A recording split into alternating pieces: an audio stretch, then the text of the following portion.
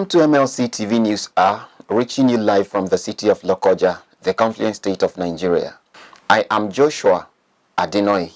The headlines: Federal government introduces rotavirus vaccine into routine immunization. ASUU National Executive Council to decide strike on Sunday. Nigerian student wins $10,000 AFS award in United States. And on sports, ERIK secures first win as Manchester United manager. Now the news in detail. KOGI State Governor BELLO said it is the responsibility of every governor to maintain law and order and protect life and livelihood. Governor BELLO, who was a guest on the popular NTA program Good Morning Nigeria on the topic Role of State Governors in National Security, added that his administration does not joke with criminals, saying he has provided a strategy that has brought all security agents together to fight any action that will lead to security threat in the state. Our reporter who monitored the conversation has more. KOGI State Governor BELLO, after the inauguration in his first tenure, said he knew as the chief executive he had to squarely face the security challenges and conquer, knowing fully well that the security of life and property is not by written policies alone. After his close observation and assumption, he provided all the needed support for security agents to do their jobs, including gathering valuable information from the populace that form the new direction blueprint that has become the working manual of his administration. We ensured that when we came on board, we commissioned a team called New Direction Blueprint Team, who went around the entire state to hear from the people what they would want this administration to do for them. We were able to compile all of these requests into volumes 1, 2, 3, and 4. We have our blueprint as we speak right from first term. And this is where we download annually to form our budget, consulting the people again. First, I'm elected to protect lives and livelihood. And who or how do I go about the whole this exercise? When I assumed office, I studied the environment, the security environment. Of course, it is what we knew before we contested and we were elected, that there are insecurity in the land, and we mapped out how we are coming to tackle it. What you see from outside is different from what you experience when you come inside. When I came on board, I discovered that various security agencies were working at cross purposes.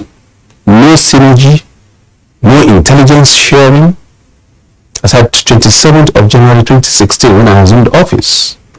So, all I initially began to do was to ensure that all the head of security agencies and all the agencies that are operating for my state, from the police, army, navy, civil defense, DSS, and the local vigilantes, all came together. We were able to come up with one strategy, unity and harmony among ourselves. Because I ensured that I opened my line for the general public to be able to reach me. And I pick calls directly. If you see overnight, you see me online on WhatsApp almost all the time, reacting, reading, and responding to threats, calls, and reports. And none of these head of security agencies that have ever worked in KOGI State will tell you that he has 24-hour sleep. Because if I, as the head of the security, chief security officer, is not sleeping, you will not sleep. BELLO said his first responsibility as the governor of KOGI State is to secure life and livelihood of the people. He commended the Plateau State Governor Simon Lalong for his ability to reduce security challenges to the barest minimum in his state. There are challenges, and these challenges, it's dynamic. Every day, these criminals wants to be, one step ahead of you. And as a responsible government, we are always a step ahead of them. Most times you see some challenges or maybe one attack or the other, in every one unfortunate incident, we would have foiled more than 10 as far as KOGI State is concerned. And I'm sure other states are doing theirs too. I can, for instance, now give you an example of, Plateau State. When my brother, Governor Long, came on board, before he came on board, we used to know the kind of communal clash, herders-farmers clash that used to occur in Plateau State. I don't think the same is this situation today. It will evolve from there to another. And let me tell you, one other challenge we are facing as a government, or let me say myself, aside solving these physical challenges you see, some of them are induced politically. On transportation, Governor Bello said the techniques he used are working and that all transporters are in collaboration. Governor Bello said he has also fixed necessary infrastructures that have direct positive impacts on the people. You see, transportation, like I said, it is easy to speak from outside, but when you're inside, it's a different ballgame. Yes, I met a system whereby, especially from Lokoja, we have various parks, private parks everywhere. But today we've been able to unify all of that. I inherited a modern park from my predecessor that was built but was never used. We put them to use now. Every transporter must go operating from that particular park as we speak. My first time we concentrate more in the rural areas because they were largely neglected, infrastructurally and otherwise. So when we now talk of providing uniform vehicle for taxi drivers or car riders and what have you, we will provide that.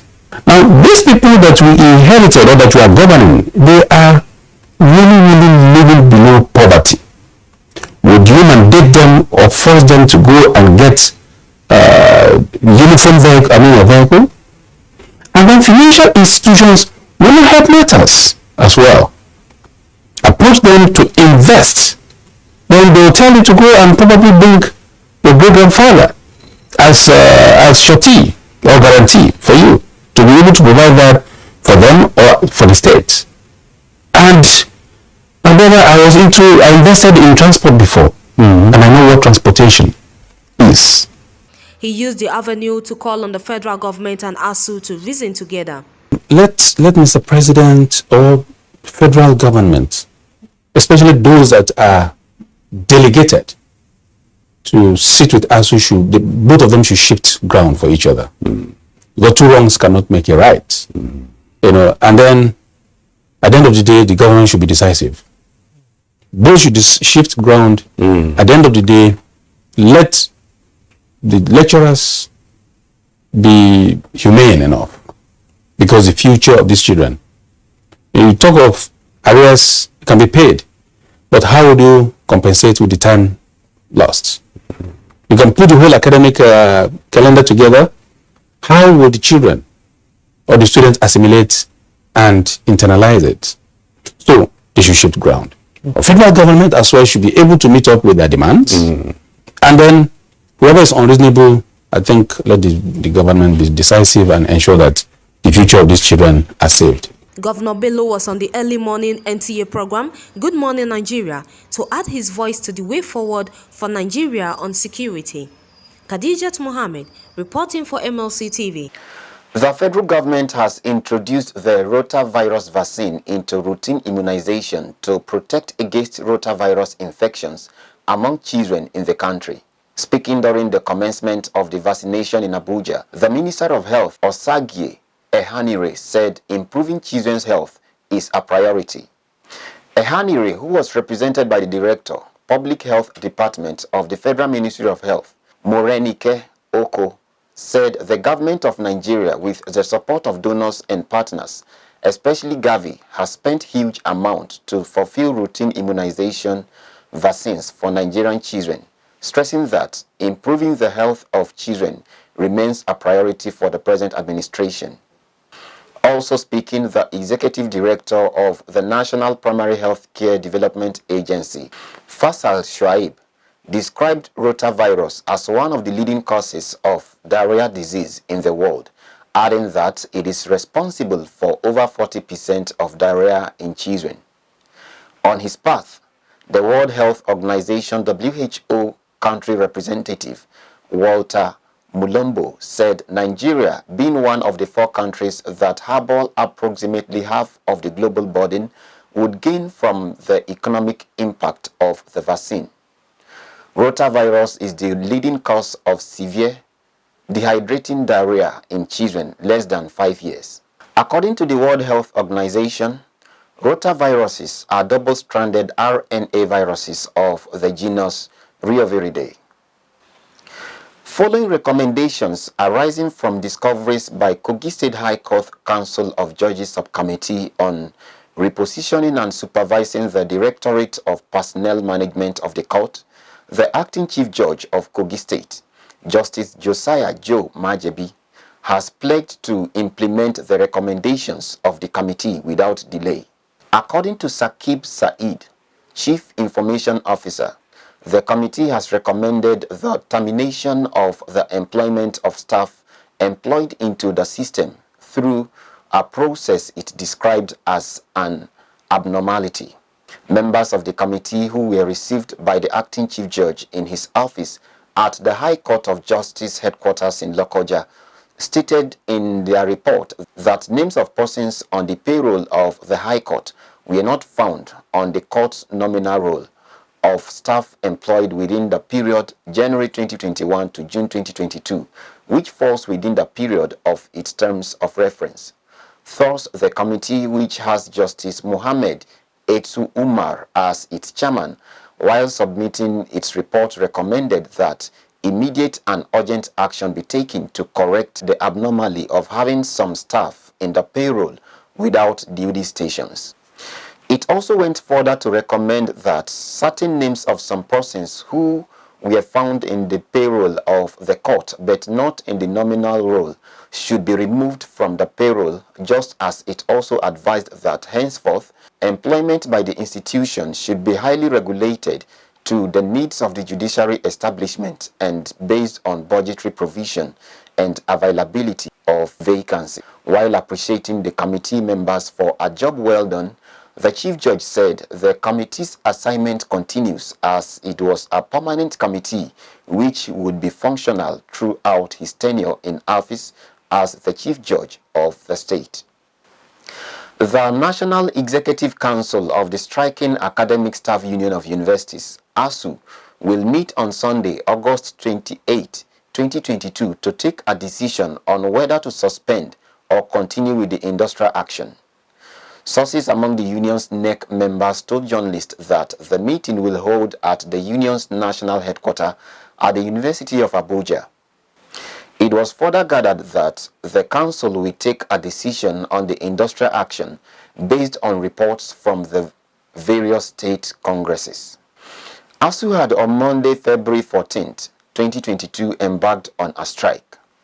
In a bid to end the strike, the government had set up a negotiation team led by the Pro-Chancellor of the Federal University of Lokoja, Nimi Briggs, to look into negotiation with the unions. While SANU, NASU and NAT had suspended their strike actions, the negotiation between the government and ASUU had stalled. And on politics, Vice Presidential candidate of the All Progressives Congress, APC, Kashim Shettima, has said Nigerians should be sure of getting experienced leaders who will hit the ground running immediately from 29th May 2022. Shettima stated this while representing the party's presidential flag bearer, Asiwaju Bola Ahmed Tinubu, at the annual general meeting of the Nigeria Bar Association, NBA, in Lagos. The world is changing, and the trajectory of global growth is facing Africa, and Nigeria will make or mar that transition. And as Chinua Achebe said, the problem of Nigeria is purely and essentially that of leadership. Once we get the leadership question right, everything will fall into place. In this age when others are talking of artificial intelligence, when others are talking of nanotechnology or biotechnology, we need a leader who has the skill set, who has the understanding of the global economy to shepherd us in this age. The achievements of the party in Lagos, Borno, and other states will be replicated across the country by Tinubu. When Asiwaju Bola Ahmed Tinubu became the governor of Lagos State in 1999, there was only one ambulance in the service of the Lagos State government. Lagos was earning the princely sum of 700 million every month as our internally generated revenue. Now Lagos is earning 51 billion naira every month as its internally generated revenue. Lagos is the third largest economy in Africa, and the world is in transition. What is important for a Nigerian leader of the next dispensation must be a leader who has a mastery of financial management capabilities and someone who understands the Nigerian psychology, someone who appreciates and understands the complexity of the Nigerian nation. Here, you have a city boy who has transformed Lagos into a home for all. My brother seated here, he calls Lagos home, not Auka. Asiwaju Bola Ahmed Tinubu has established an excellent track record of performance. He has mentored men and women who are excelling in different fields of human endeavor. We go on a short break. We'll be right back. Get human interest stories right here on MLC TV with entertainment, sports, business, culture, tourism, and fashion news stories all featured on MLC TV. Not forgetting political and current affairs news, state and federal government and people's matters will be discussed regularly on MLC TV. MLC TV, your one-stop online destination for unbiased, accurate news, entrepreneur ideas, and youth matters to the rest of the world. MLC TV, reaching everywhere, informing everyone. Welcome back. The presidential candidate of the People's Democratic Party, PDP, Atiku Abubakar, has said that since 1999, Nigeria had never experienced the current level of poverty, insecurity, and unemployment, describing it as a critical point in the nation's history. The former vice president stated this at the ongoing 2022 annual general meeting of the Nigeria Bar Association, NBA, in Lagos. 1998-99, Nigeria has never found itself in such a very, very critical joint in our history.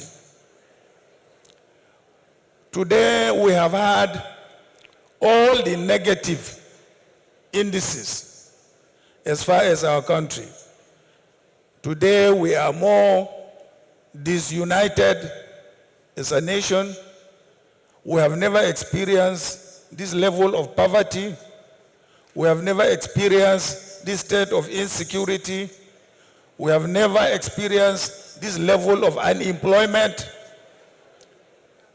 We have recognized all these negative developments in our history. What is important is how do we tackle these challenges.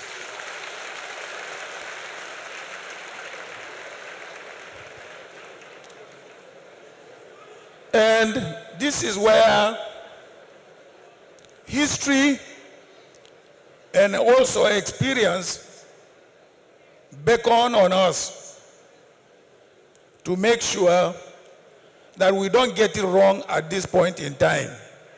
Otherwise, if we get it wrong at this point in time, I don't know when we will ever get it right. Atiku added that history now beckons on Nigerians to tackle the negative developments. The conference themed Bold Transitions is scheduled to hold between August 19th to 26th, 2022. Nigerians have been called upon to watch out for character and competence in leadership rather than making religion or tribe as factors in the coming 2023 general election. The presidential candidate of the Labour Party, Peter Obi, made the call at the ongoing meeting of the Nigeria Bar Association in Lagos. Peter Obi said Nigeria is currently in a mess as a result of cumulative effect of bad leadership, stressing that the country needs a bold transition from a highly insecure state to a highly secured state. Government of the people, by the people, for the people. That means everything about democracy is the people. And transition means changing from one thing to the other. And for me, Nigeria needs urgent transition from being a highly insecure country to a secure country, from a disunited country to a united country, from corruption to a transparent country, from a country of lawlessness to a country of law and order.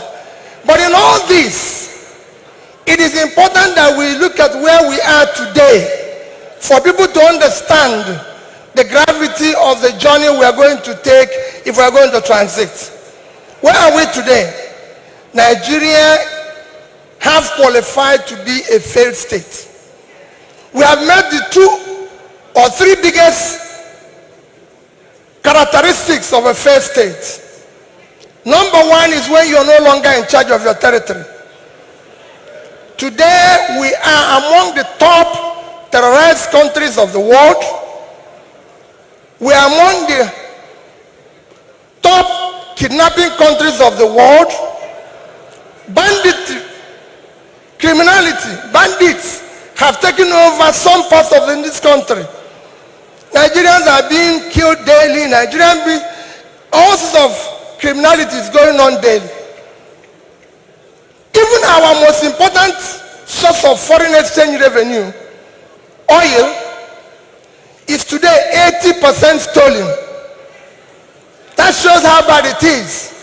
Obi also stated that his approach to tackle the worsening exchange rate problem in the country will be to encourage manufacturing and export of goods and services.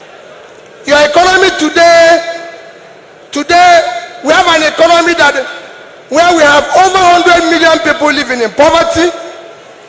Your unemployment is one of the worst in the world because you have a combined unemployment of 50%, unemployment and underemployment. Out of 200 million Nigerians, 60% is supposed to be working. So you're supposed to have 120 million Nigerians working, but today Nigerians that are working are under 50 million. So 70-something million of Nigerians are not working, they are not productive. When you compare this to your productivity, you will see how low it is.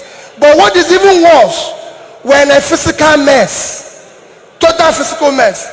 Because of all this, between January this year and April, the total revenue of federal government of Nigeria is 1,630 billion naira.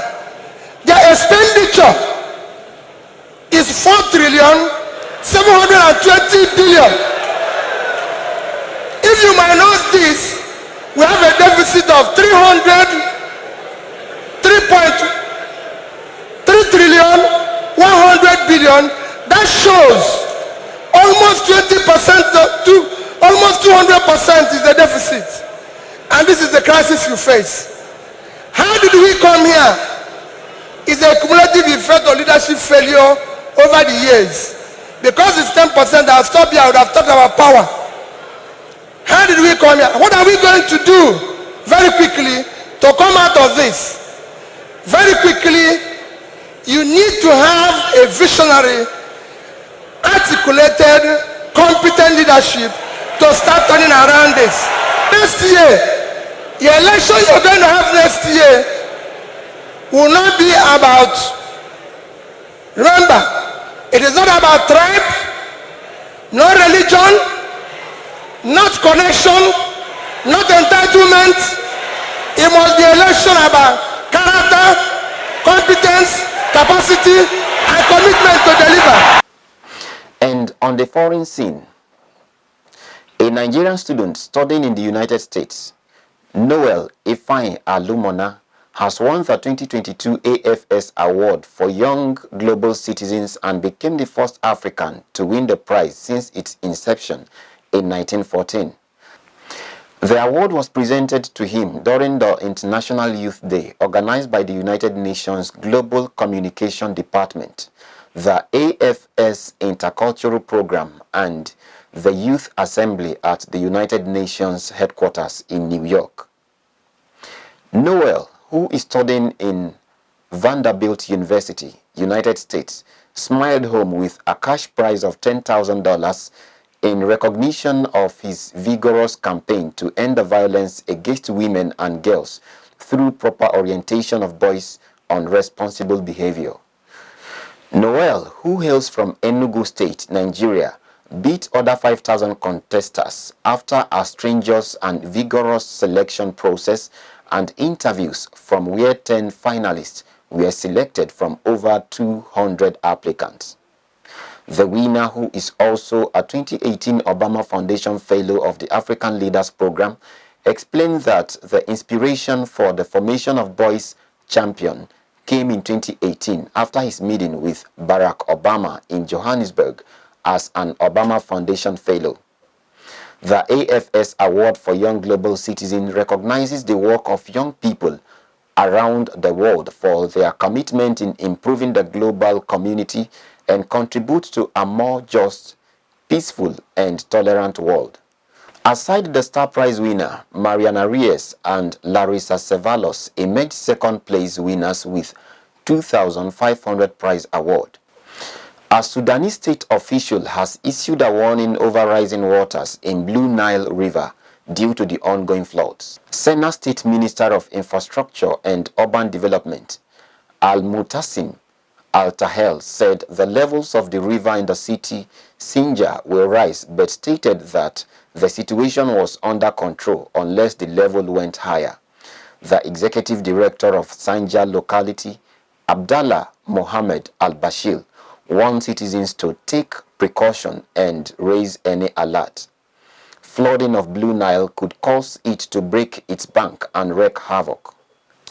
At least 79 people have been killed this month alone because of heavy rains that have been pounding the country, according to the national government. Thousands of houses have collapsed as villages flood.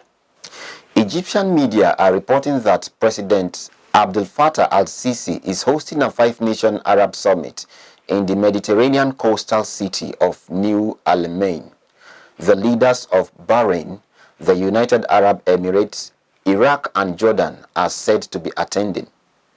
Among the topics expected to be discussed are the conflicts in Yemen, Syria, and Libya, the latest round of Israel-Gaza fighting earlier this month, and Egypt and Sudan's dispute with Ethiopia over its Renaissance Dam on the Nile. Let's now join Jonah Malik for the sports update.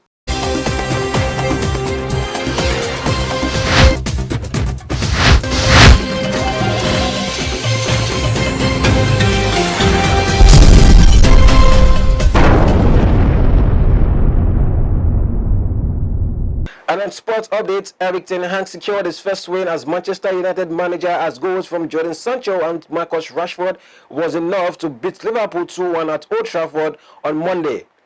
Manchester United has started the weekend bottom of the Premier League but moved above Liverpool on a massive night for their new Dutch manager. Liverpool's expected title challenge is fading fast with Jurgen Klopp's men yet to win 3 games into the new season. Mohamed Salah's header set up a grandstand finish 10 minutes from time, but Manchester United summoned a still rarely seen in recent season to see out the closing stages and secure a needed much boost for their new boss.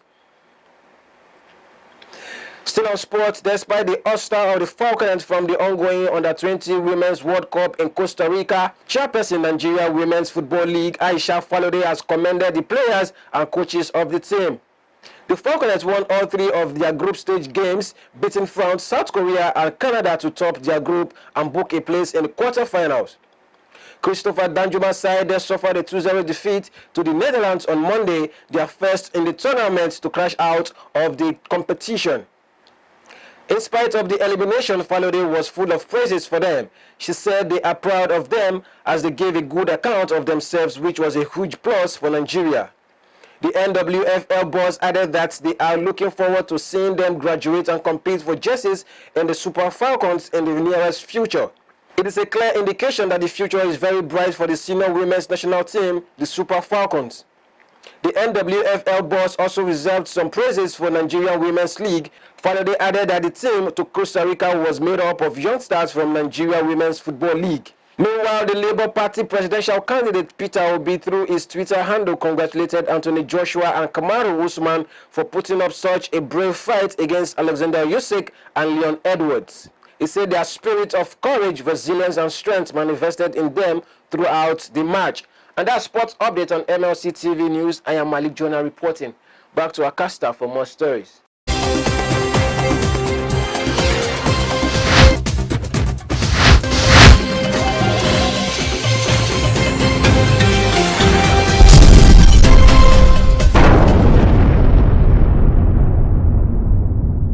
Thanks for the update, Jonah.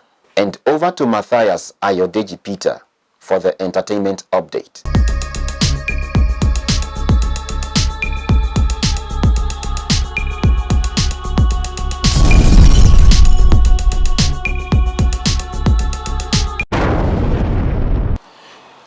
On entertainment, Afrobeat superstar Rema has tapped Selena Gomez for the remix of his smash hit, Calm Down. Calm Down became an instant hit after it was released as it quickly raised to 100 million views on YouTube in less than 3 months. The single, which was released as one of the songs ahead of his debut Raves and Roses album, has emerged as the most successful single of the album. In the search of international success, Rema has sought the assistance of American pop star Selena Gomez for the remix of his hit single. After pictures of the two surfaced on social media, news of his possible collaboration circulated, and this has been eventually confirmed by Selena Gomez, who posted a teaser of Calm Down remix on her Twitter account. The remix is set for release on Friday, 26th August 2022. Fans can expect Selena to bring some American Latin pop into the mix, which is intended to give the single an American push and possibly earn Rema an entry on the Billboard Hot 100. News emerging from the camp of veteran rapper Idris Abdulkarim states that the kidney surgery he recently underwent was a success. Sometimes last month, it was reported that Idris was suffering from a kidney ailment that requires surgery. The veteran rapper solicited support and prayers from well-meaning Nigerians to fund his kidney transplant surgery. Celebrities such as M.I. Abaga amplified a call for support as individuals in the music industry pool resources together to support one of their own. The news of his successful surgery comes after Idris underwent a kidney transplant where his wife was the donor. The information released by his camp states that the musician and his wife are healthy and recuperating. And that is all on entertainment news today. My name is Matthias Ayodeji Peter, reporting for MLC TV. Back to Akasta for more stories. Thank you, Matthias. Lagos State Governor Babajide Sanwo-Olu has said the creation of a thriving environment for the entertainment industry is part of his economic agenda. The governor stated this in a statement signed by his chief press secretary, Boyega Akosile, in Lagos. Sanwo-Olu disclosed that he would support the 15th Hedis Award, which he would attend in September in Atlanta, Georgia, in the United States of America. He said his administration was excited to be collaborating with practitioners in the creative community to discover more talents and export not only culture but also music. The founder of Kenny's Music, Kenny Ogumbe, described the Lagos State government's intervention as a development that could potentially lead many local talents to the world stage.